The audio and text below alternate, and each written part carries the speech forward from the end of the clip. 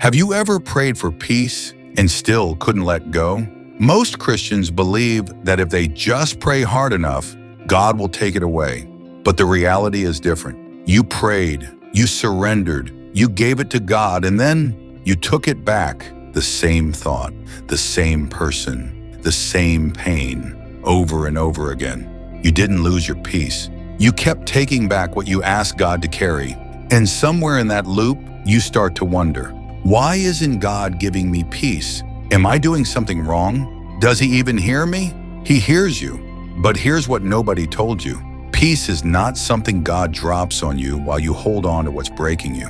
Peace is what happens when you finally open your hands. Philippians 4:7. The peace of God, which surpasses all understanding, will guard your hearts and minds through Christ Jesus. It surpasses understanding. That means it doesn't wait for the situation to change.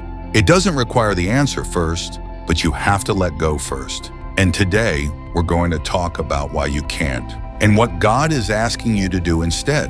The first reason you can't let go is that you're confusing surrender with losing. You think letting go means the other person wins. The situation wins, the pain wins. So you hold on, not because it's helping you, but because letting go feels like defeat. But here's what God is trying to show you.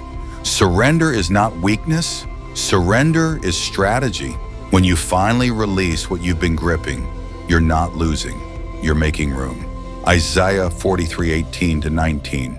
Forget the former things. Do not dwell on the past. See, I am doing a new thing, but God cannot do something new in hands that are still full of something old. The question is not, what will I lose if I let go? The question is, what am I blocking by holding on? The second reason you can't let go is that you're waiting for closure that may never come.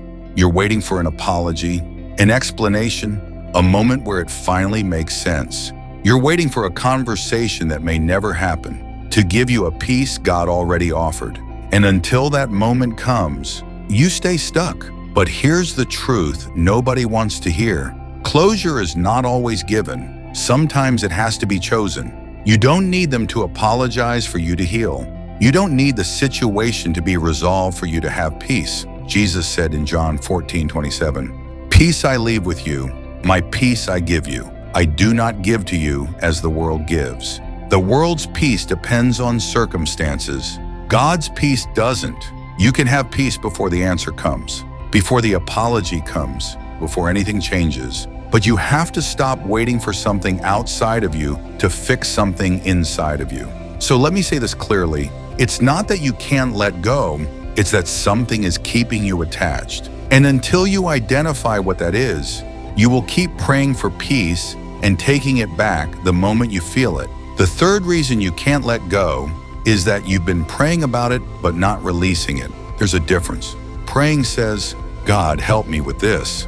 Releasing says, God, I trust you with this. Most people pray, very few people release. 1 Peter 5:7. Cast all your anxiety on Him because He cares for you. Cast, not hold. Not occasionally hand over. Cast, like throwing something so far you can't reach it anymore. That's what God is asking for. Not a prayer about it, a release of it. And here's what happens when you do.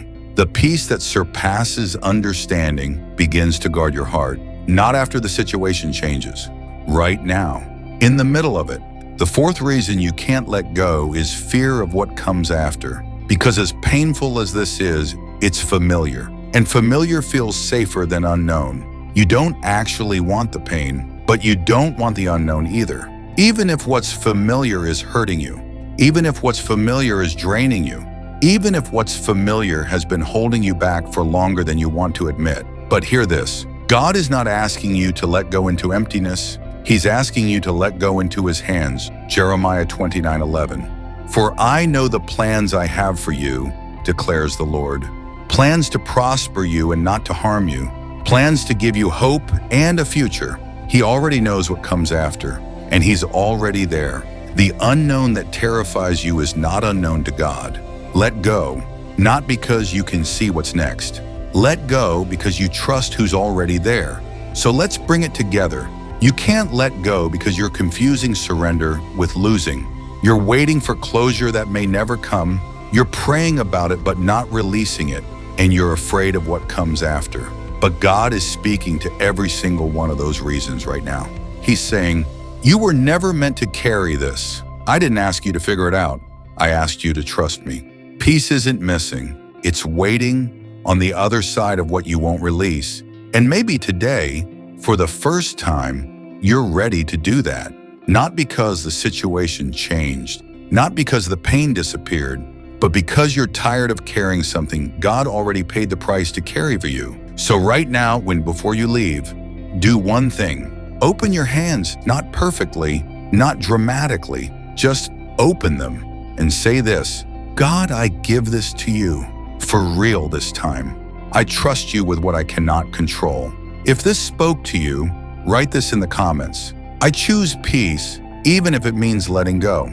Not as a phrase, as a decision. Because you didn't lose your peace, you just didn't release. And what God has waiting on the other side of your open hands is worth every single goodbye. Subscribe to Bible Peace, because here we don't just seek content, we seek transformation.